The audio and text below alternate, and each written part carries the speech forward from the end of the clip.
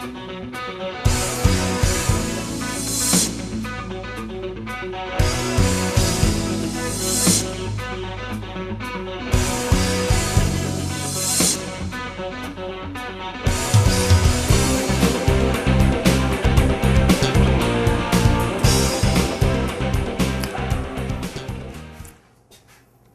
evening. Count Jiminy Critic here. You know what?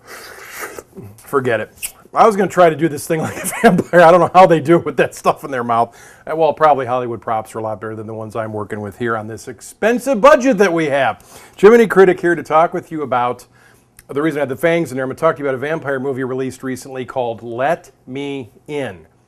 Cool title. And basically, this is the Americanized remake of a Swedish film that was out, I think, late 2008 or 2009 called Let the Right One In, kind of going on the premise that in vampire lore, vampires cannot come into your presence or premises onto your premises without you first inviting them in the doorway. So anyway, the story here, Let Me In, the vampire story, it's rated R. It's a good flick, scary, creepy, a little bit bloody gory here and there, but I think it fits the story as a whole. But not your usual Twilight type vampire stories. Let me give a little bit of explanation. Cody Smith-McPhee plays 12-year-old boy Owen in this movie. Now, he's the young boy who played the son in the movie The Road. If you saw that recent kind of a post-apocalyptic movie, he was the son in that movie.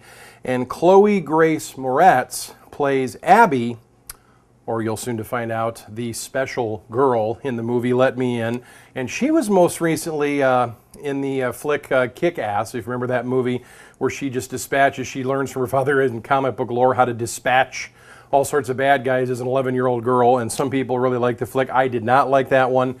But anyway, that's the girl who's one of the leads in this flick.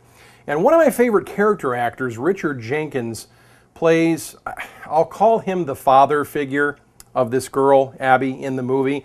I just love Richard Jenkins. He's fun to watch, and he's very, very creepy and good in this flick, Let Me In. The basic premise is this. The 12-year-old boy, Owen, is kind of a little pasty, skinny kid who, of course, in these junior high years, as cruel as they can be, gets picked on and bullied quite a bit at school by the tough guys. You know, they want to beat on him and beat him up and punch him and kick him, make fun of him because, well, who knows why kids do that, but that's what happens to Owen.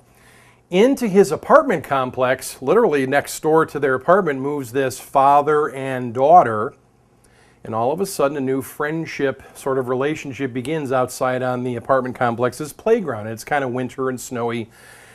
And he notices that when he's out there, because he likes to spend a lot of time by himself because his family life is just really crappy too at home. So he spends a lot of time playing by himself, playing outside.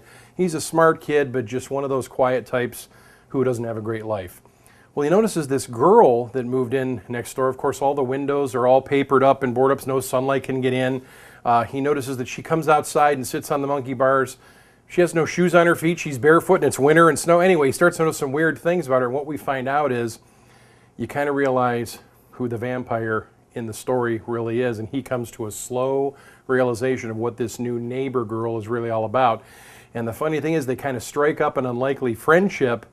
And all of a sudden, she tries to teach him how to take care of himself against these bullies at school. And what he can't accomplish on his own, well, I'm not going to give you a lot of those details. I liked Let Me In. It's creepy.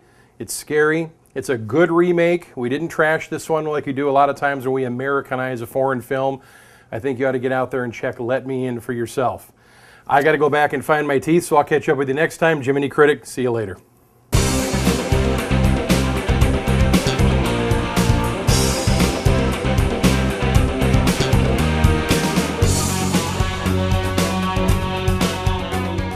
My mouth is filling, it's overflowing with spit instead of blood.